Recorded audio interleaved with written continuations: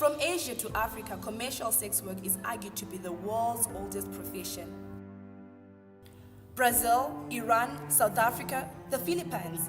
There is no country on the face of earth you won't find commercial sex workers.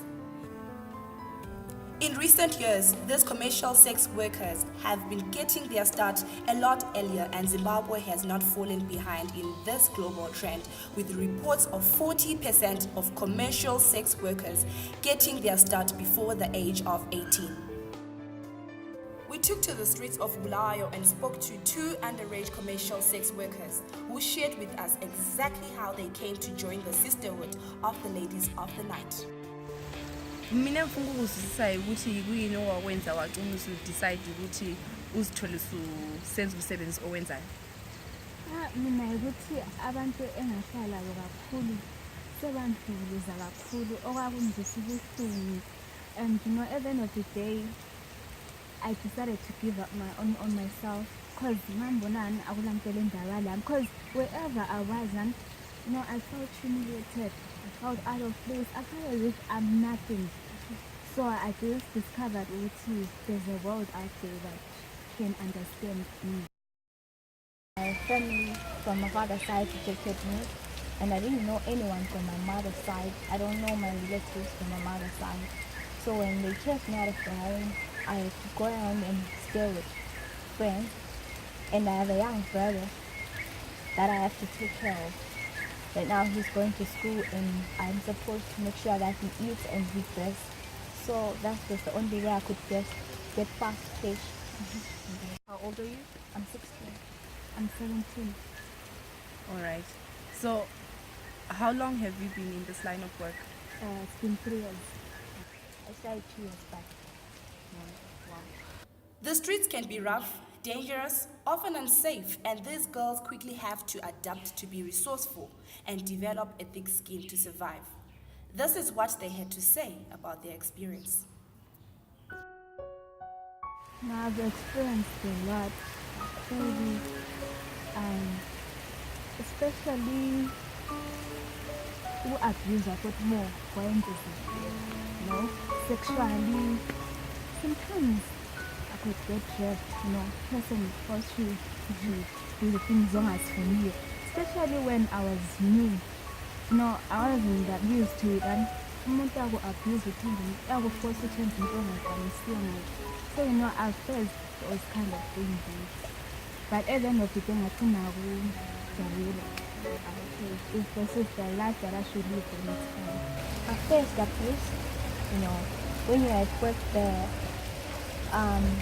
my main thing is to get money, but the people, how they treat you, like, even when, let's say, a client, it's my client, he doesn't care how he does it. Why he wants us to do what he wants, and then he's done it.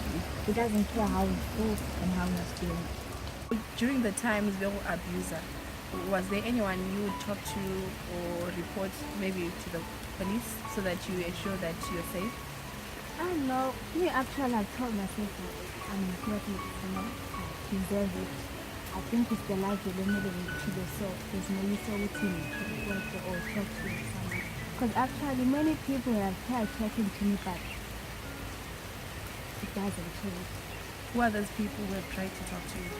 Teachers, mixed those someone wants to use a bit. Right, you're always down. How is life and all of that? What I also want to understand is ukuthi nxa usiya emacansini labo ubaba labantu, do you use protection? Sometimes.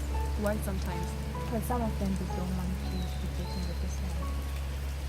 Sometimes they tell you to protect, but they force you. So one of the things is end up doing it now because you're feeling mad and you can't express my feelings Okunye mfuna ukwazi ukuthi uyakwazi in ama-sexual reproductive rights akho. Yes, I'm aware of it, but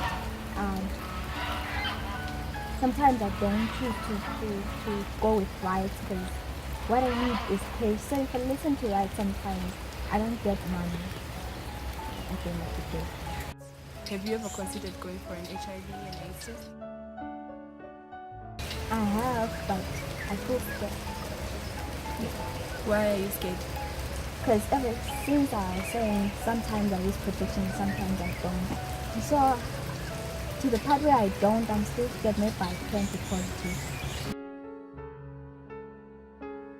Ama-neighbours actually bayakwazi ukuthi uyayenza umsebenzi wabo.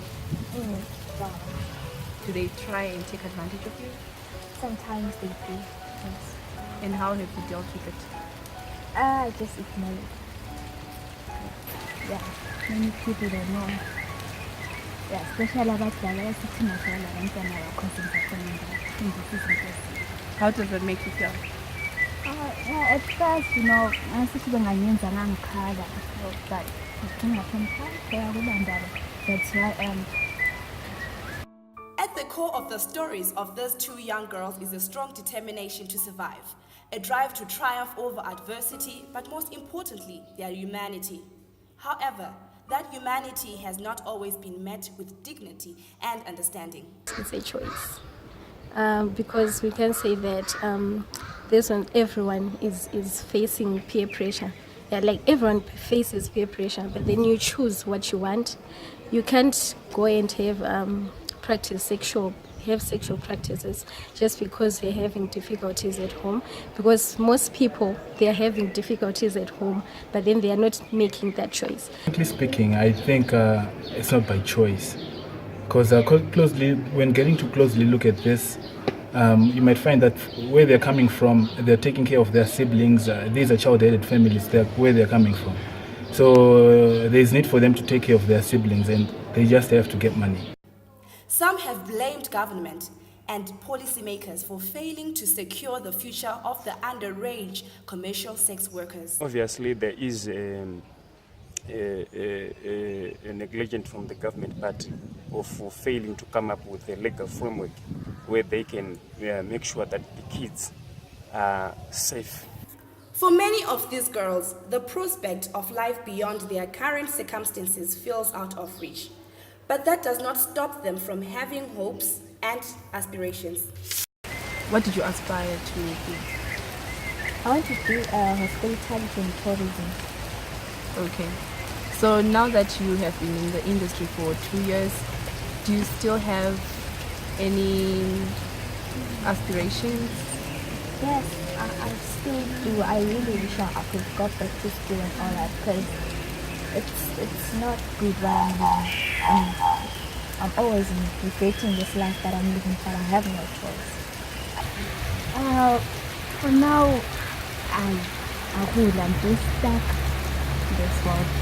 Just don't think if I'll come out of it, because I'm beginning to enjoy every moment of it.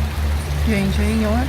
Everything in things are coming, so I don't think everything is consequent. These two teenage girls represent a growing number of underage commercial sex workers in Bulawayo. One remains hopeful for a future beyond commercial sex work. The other represents acceptance of her circumstances. And these are the two narratives reflecting the experiences of underage commercial sex workers in Bulawayo.